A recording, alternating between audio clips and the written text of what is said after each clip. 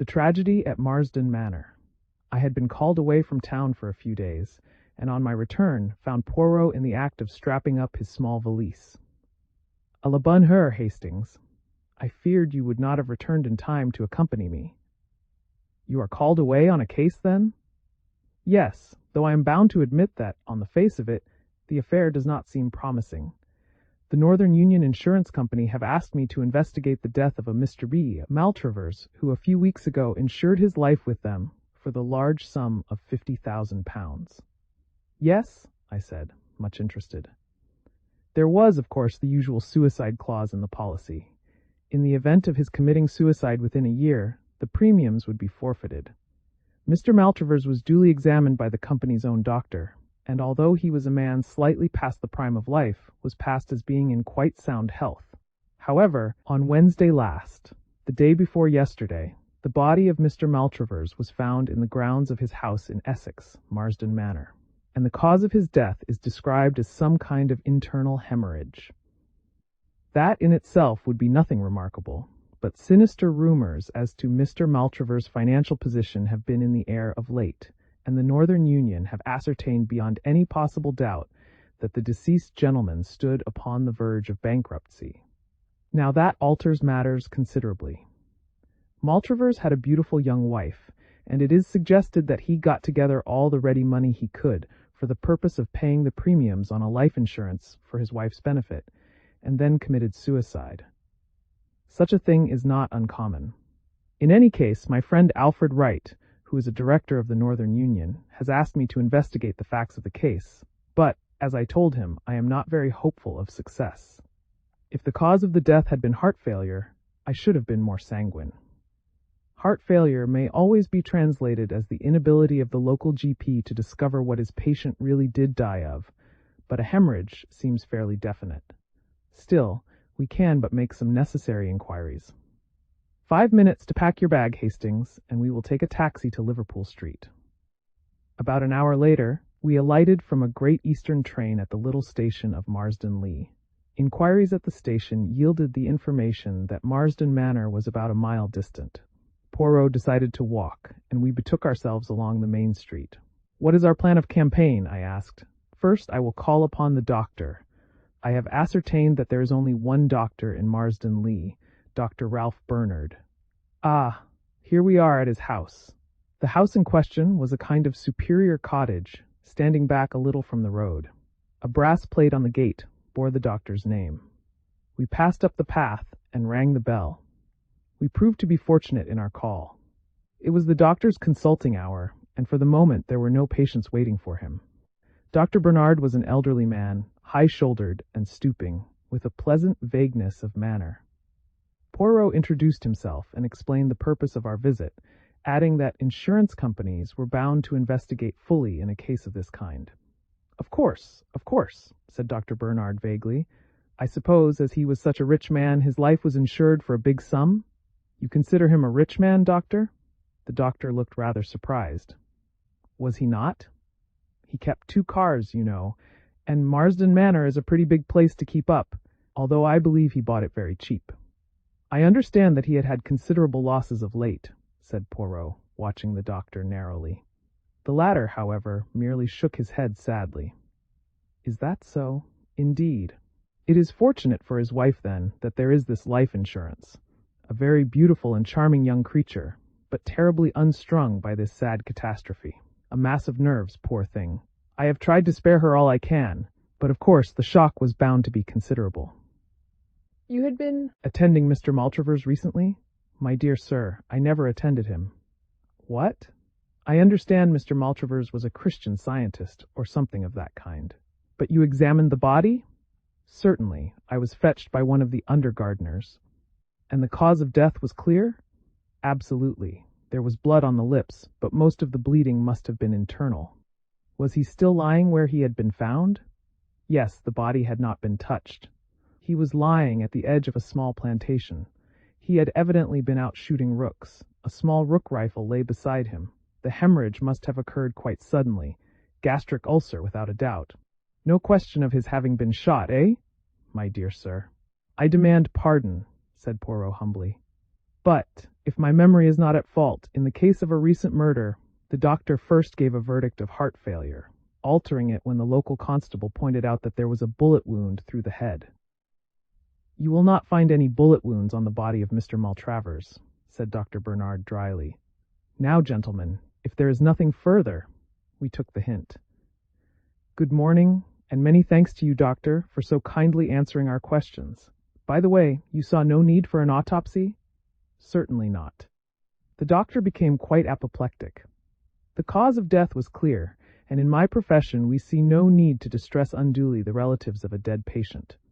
And turning, the doctor slammed the door sharply in our faces. "And what do you think of Dr. Bernard Hastings?" inquired Poirot as we proceeded on our way to the Manor. "Rather an old ass." "Exactly. Your judgments of character are always profound, my friend."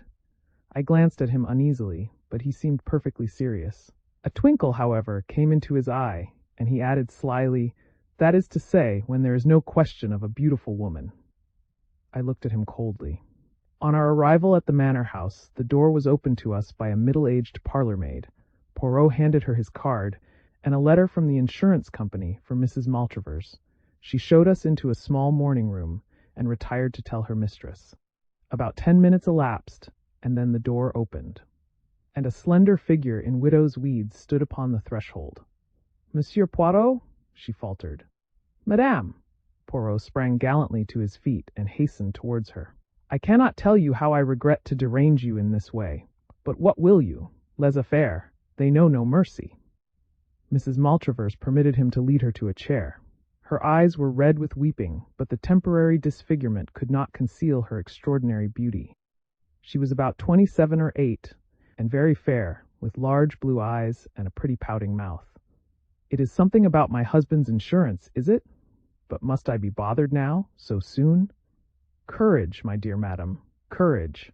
You see, your late husband insured his life for rather a large sum, and in such a case the company always has to satisfy itself as to a few details. They have empowered me to act for them. You can rest assured that I will do all in my power to render the matter not too unpleasant for you. Will you recount to me briefly the sad events of Wednesday?" "I was changing for tea when my maid came up. One of the gardeners had just run to the house. He had found—" Her voice trailed away. Poirot pressed her hand sympathetically. "I comprehend. Enough. You had seen your husband earlier in the afternoon." "Not since lunch. I had walked down to the village for some stamps, and I believe he was out pottering round the grounds." "Shooting rooks, eh?" "Yes. He usually took his little rook rifle with him, and I heard 1 or 2 shots in the distance." "Where is this little rook rifle now?" "In the hall, I think." She led the way out of the room and found and handed the little weapon to Poirot, who examined it cursorily.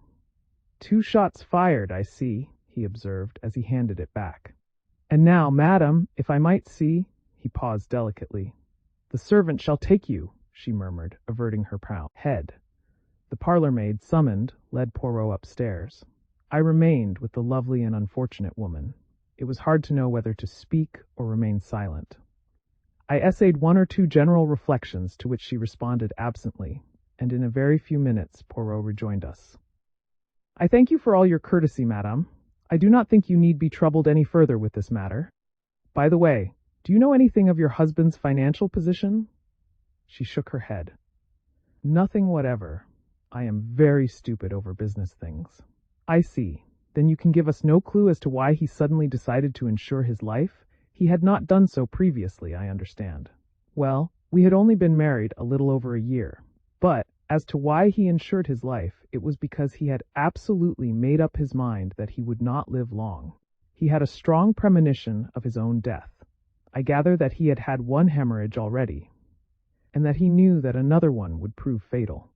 I tried to dispel these gloomy fears of his, but without avail. Alas, he was only too right." Tears in her eyes, she bade us a dignified farewell. Poirot made a characteristic gesture as we walked down the drive together. "Eh bien, that is that. Back to London, my friend. There appears to be no mouse in this mouse-hole. And yet what? A slight discrepancy, that is all. You noticed it? You did not? Still, life is full of discrepancies, and assuredly the man cannot have taken his own life. There is no poison that would fill his mouth with blood. No, I must resign myself to the fact that all here is clear and above board. But who is this? A tall young man was striding up the drive towards us. He passed us without making any sign, but I noted that he was not ill-looking, with a lean, deeply bronzed face that spoke of life in a tropic clime. A gardener who was sweeping up leaves had paused for a minute in his task, and Poirot ran quickly up to him. "Tell me, I pray you, who is that gentleman? Do you know him?" "I don't remember his name, sir, though I did hear it. He was staying down here last week for a night. Tuesday it was." "Quick, mon ami, let us follow him." We hastened up the drive after the retreating figure. A glimpse of a black-robed figure on the terrace at the side of the house, and our quarry swerved and we after him, so that we were witnesses of the meeting. Mrs. Maltravers almost staggered where she stood, and her face blanched noticeably. "You," she gasped. "I thought you were on the sea, on your way to East Africa?" "I got some news from my lawyers that detained me," explained the young man. "My old uncle in Scotland died unexpectedly and left me some money. Under the circumstances, I thought it better to cancel my passage. Then I saw this bad news in the paper, and I came down to see if there was anything I could do. You'll want someone to look after things for you a bit, perhaps." At that moment they became aware of our presence. Poirot stepped forward, and with many apologies explained that he had left his stick in the hall. Rather reluctantly, it seemed to me, Mrs. Maltravers made the necessary introduction. "Monsieur Poirot, Captain Black." A few minutes' chat ensued, in the course of which Poirot elicited the fact that Captain Black was putting up at the Anchor Inn. The missing stick not having been discovered, which was not surprising, Poirot uttered more apologies, and we withdrew. We returned to the village at a great pace, and Poirot made a bee-line for the Anchor Inn. "Here we establish ourselves until our friend the captain returns," he explained. "You notice that I emphasized the point that we were returning to London by the first train? Possibly you thought I meant it. But no, you observed Mrs. Maltravers' face when she caught sight of this young Black? She was clearly taken aback, and bien, he was very devoted. Did you not think so? And he was here on Tuesday night, the day before Mr. Maltravers died. We must investigate the doings of Captain Black, Hastings." In about half an hour we espied our quarry, approaching the inn. Poirot went out and accosted him, and presently brought him up to the room we had engaged. "I have been telling Captain Black of the mission which brings us here," he explained. "You can understand, Monsieur le Capitaine, that I am anxious to arrive at Mr. Maltravers' state of mind immediately before his death, and that, at the same time, I do not wish to distress Mrs. Maltravers unduly by asking her painful questions. Now, you were here just before the occurrence, and can give us equally valuable information." "I'll do anything I can to help you, I'm sure," replied the young soldier, "but I'm afraid I didn't notice anything out of the ordinary. You see, although Maltravers was an old friend of my people's, I didn't know him very well myself." "You came down. When?" "Tuesday afternoon. I went up to town early Wednesday morning, as my boat sailed from Tilbury about 12 o'clock. But some news I got made me alter my plans, as I dare say you heard me explain to Mrs. Maltravers. You were returning to East Africa, I understand?" "Yes, I've been out there ever since the war. A great country." "Exactly. Now what was the talk about at dinner on Tuesday night?" "Oh, I don't know. The usual odd topics. Maltravers asked after my people, and then we discussed the question of German reparations, and then Mrs. Maltravers asked a lot of questions about East Africa, and I told them one or two yarns. That's about all, I think." "Thank you." Poirot was silent for a moment, then he said gently, "With your permission, I should like to try a little experiment. You have told us all that your conscious self knows. I want now to question your subconscious self." "Psychoanalysis, what?" said Black with visible alarm. "Oh no," said Poirot reassuringly. "You see, it is like this. I give you a word. You answer with another, and so on. Any word, the first one you think of. Shall we begin?" "All right," said Black slowly, but he looked uneasy. "Note down the words, please, Hastings," said Poirot. Then he took from his pocket his big turnip-faced watch and laid it on the table beside him. "We will commence. Day." There was a moment's pause, and then Black replied, "Night." As Poirot proceeded, his answers came quicker. "Name," said Poirot. "Place. Bernard. Shaw. Tuesday. Dinner. Journey. Ship. Country. Uganda, story, lions, rook rifle, farm, shot, suicide, elephant, tusks, money, lawyers. Thank you, Captain Black. Perhaps you could spare me a few minutes in about half an hour's time? Certainly. The young soldier looked at him curiously and wiped his brow as he got up. And now, Hastings, said Poirot, smiling at me as the door closed behind him. You see it all, do you not? I don't know what you mean. Does that list of words tell you nothing? I scrutinized it, but was forced to shake my head. I will assist you. To begin with, Black answered well within the normal time limit, with no pauses, so we can take it that he himself has no guilty knowledge to conceal.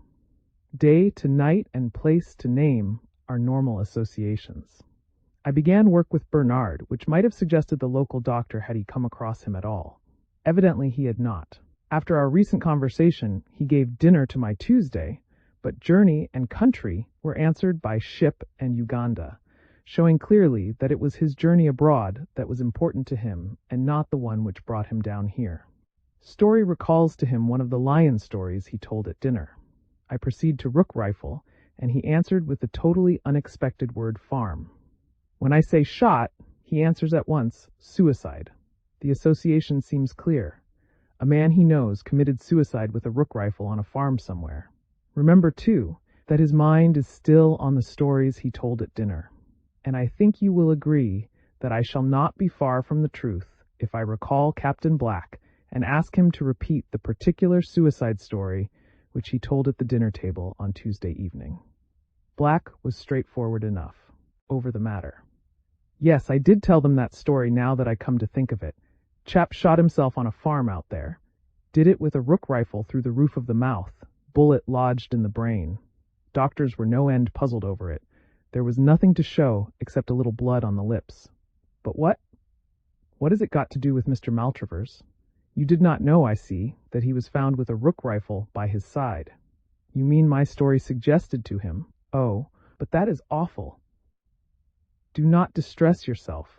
It would have been one way or another. Well, I must get on the telephone to London. Poirot had a lengthy conversation over the wire and came back thoughtful. He went off by himself in the afternoon, and it was not till 7 o'clock that he announced that he could put it off no longer, but must break the news to the young widow. My sympathy had already gone out to her unreservedly.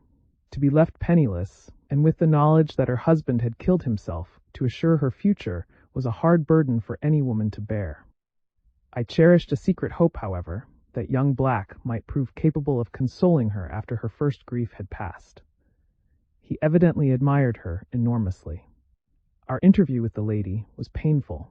She refused vehemently to believe the facts that Poirot advanced, and when she was at last convinced, broke down into bitter weeping. An examination of the body turned our suspicions into certainty. Poirot was very sorry for the poor lady, but, after all, he was employed by the insurance company, and what could he do? As he was preparing to leave, he said gently to Mrs. Maltravers, "Madam, you of all people should know that there are no dead." "What do you mean?" she faltered, her eyes growing wide. "Have you never taken part in any spiritualistic seances? You are mediumistic, you know." "I have been told so, but you do not believe in spiritualism, surely?" "Madame, I have seen some strange things. You know that they say in the village that this house is haunted?" She nodded, and at that moment the parlor maid announced that dinner was ready. "Won't you just stay and have something to eat?" We accepted gratefully, and I felt that our presence could not but help distract her a little from her own griefs. We had just finished our soup when there was a scream outside the door and the sound of breaking crockery. We jumped up. The parlor maid appeared, her hand to her heart. It was a man, standing in the passage. Poirot rushed out, returning quickly. "There is no one there, isn't there, sir?" said the parlor maid weakly. "Oh, it did give me a start. But why?" She dropped her voice to a whisper. I thought it was the master. It looked like 'im." I saw Mrs. Maltravers give a terrified start, and my mind flew to the old superstition that a suicide cannot rest. She thought of it too, I am sure, for a minute later she caught Poirot's arm with a scream. "Didn't you hear that? Those 3 taps on the window? That's how he always used to tap when he passed round the house." "The ivy," I cried. It was the ivy against the pane. But a sort of terror was gaining on us all. The parlor maid was obviously unstrung, and when the meal was over, Mrs. Maltravers besought Poirot not to go at once. She was clearly terrified to be left alone. We sat in the little morning room. The wind was getting up and moaning round the house in an eerie fashion. Twice the door of the room came unlatched, and the door slowly opened, and each time she clung to me with a terrified gasp. "Ah, but this door, it is bewitched!" cried Poirot angrily at last. He got up and shut it once more, then turned the key in the lock. "I shall lock it so." "Don't do that," she gasped. "If it should come open now." And even as she spoke, the impossible happened. The locked door slowly swung open. I could not see into the passage from where I sat, but she and Poirot were facing it. She gave one long shriek as she turned to him. "You saw him? There in the passage?" she cried. He was staring down at her with a puzzled face, then shook his "I saw him. My husband." "You must have seen him too?" "Madame, I saw nothing. You are not well, unstrung." "I am perfectly well. Oh, God!" Suddenly, without any warning, the lights quivered and went out. Out of the darkness came 3 loud raps. I could hear Mrs. Maltravers moaning. And then I saw. The man I had seen on the bed upstairs stood there facing us, gleaming with a faint, ghostly light. There was blood on his lips, and he held his right hand out, pointing. Suddenly, a brilliant light seemed to proceed from it. It passed over Poirot and me, and fell on Mrs. Maltravers. I saw her white, terrified face, and something else. "My God, Poirot!" I cried. "Look at her hand, her right hand. It's all red." Her own eyes fell on it, and she collapsed in a heap on the floor. "Blood!" she cried hysterically. "Yes, it's blood. I killed him. I did it. He was showing me, and then I put my hand on the trigger and pressed. Save me from him. Save me. He's come back." Her voice died away in a gurgle. "Lights," said Poirot briskly. The lights went on as if by magic. "That's it," he continued. "You heard, Hastings? And you, Everett? Oh, by the way, this is Mr. Everett, rather a fine member of the theatrical profession. I phoned to him this afternoon. His makeup is good, isn't it? Quite like the dead man, and with a pocket torch and the necessary phosphorescence he made the proper impression. I shouldn't touch her right hand if I were you, Hastings. Red paint marks so. When the lights went out, I clasped her hand, you see. By the way, we mustn't miss our train. Inspector Japp is outside the window. A bad night. But he has been able to while away the time by tapping on the window every now and then. You see, continued Poirot, as we walked briskly through the wind and rain, there was a little discrepancy.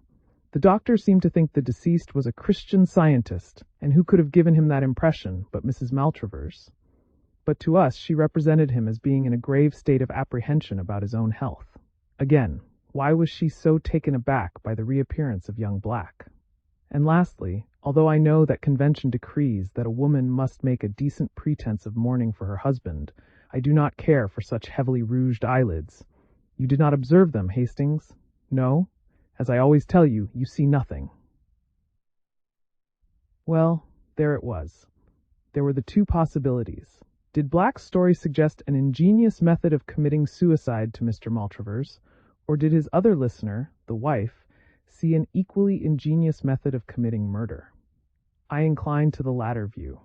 To shoot himself in the way indicated, he would probably have had to pull the trigger with his toe, or at least so I imagine. Now, if Maltravers had been found with one boot off, we should almost certainly have heard of it from someone. An odd detail like that would have been remembered. No, as I say, I incline to the view that it was a case of murder, not suicide, but I realized that I had not a shadow of proof in support of my theory. Hence the elaborate little comedy you saw played tonight. Even now I don't quite see all the details of the crime, I said. Let us start from the beginning. Here is a shrewd and scheming woman who, knowing of her husband's financial debacle and tired of the elderly mate she has only married for his money, induces him to insure his life for a large sum, and then seeks for the means to accomplish her purpose. An accident gives her that, the young soldier's strange story. The next afternoon, when Monsieur le Capitaine, as she thinks, is on the high seas, she and her husband are strolling round the grounds. "What a curious story that was last night," she observes. "Could a man shoot himself in such a way? Do show me if it is possible." The poor fool. He shows her. He places the end of the rifle in his mouth. She stoops down and puts her finger on the trigger, laughing up at him. And now, sir, she says saucily, supposing I pull the trigger? And then, Hastings, she pulls it.